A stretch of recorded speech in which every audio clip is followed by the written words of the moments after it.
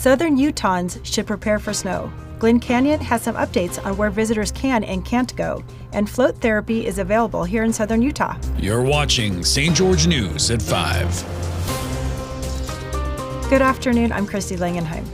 Southern Utah mountains are bracing for up to 18 inches of snow Tuesday and Wednesday.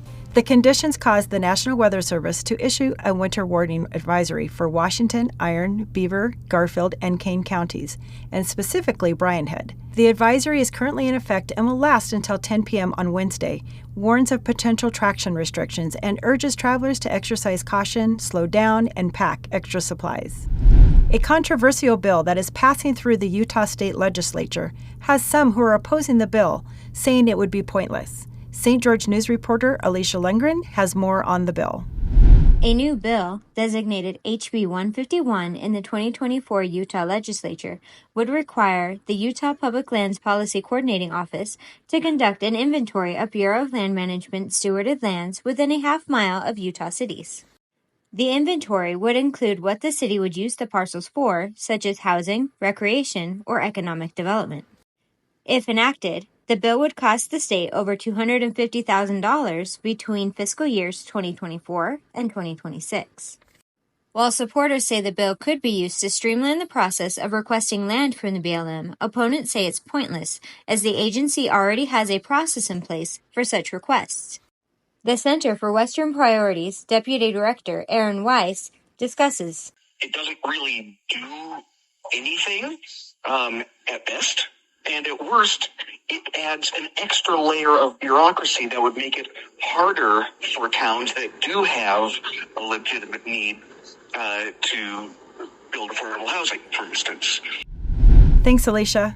The National Park Service has updated its Glen Canyon National Recreation Area Usage Compendium, informing visitors where they can and can't go. Maury Kessler has more on the park updates.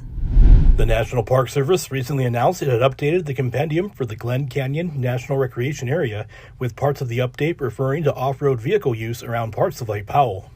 A compendium is described as a collection of concise but comprehensive information on a particular subject. In the case of the Glen Canyon National Recreation Area, it serves as public notice, identifies areas closed to public use, and lists locations someone may need to get a permit to be able to access, among other items.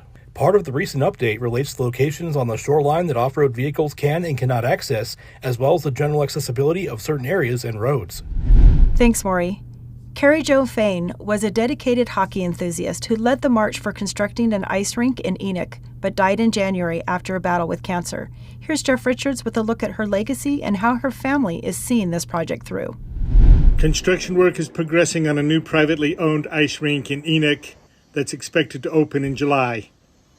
The facility is called KJ's Ice Barn, after Carrie Jo Fain, a hockey mom and ice sports advocate who spearheaded the project before passing away from cancer recently. On February the 9th, members of Fain's family gathered at the rink site a few hours before attending her memorial service. Her daughter Alyssa Fain spoke of how much the project meant to her mother. Of us, and it started 15, 16 years ago, and it's still going now, and this rink is everything that she wanted, and she wanted it for us, and not just her kids, but all the kids that she adopted for the cause and things like that. And she worked very hard to make sure every kid, no matter what, had a home and had somewhere to go and had somebody to love them and somebody to talk to, and that's what this rink is about. It's more than just hockey. It's more than the cool things that we're going to have. This is about family and what she's given us, and it's just a little bit of something that we can still have for her. So it's a pretty awesome thing that she's given us. Oh, sorry. Try not to cry. True North Float is showing that floating in the water can be extremely therapeutic and relaxing. Here's Jessie Bang with more on the store and their unique ways of meditation.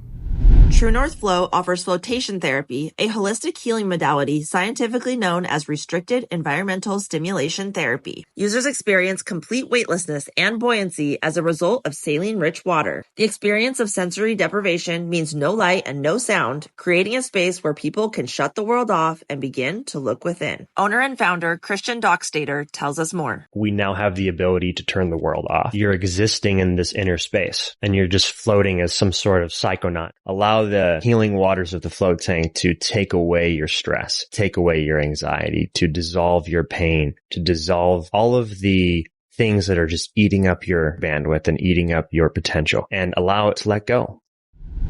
Thank you for watching St. George News at 5. I'm Christy Langenheim with St. George News, your #1 source for local news. This has been St. George News at 5.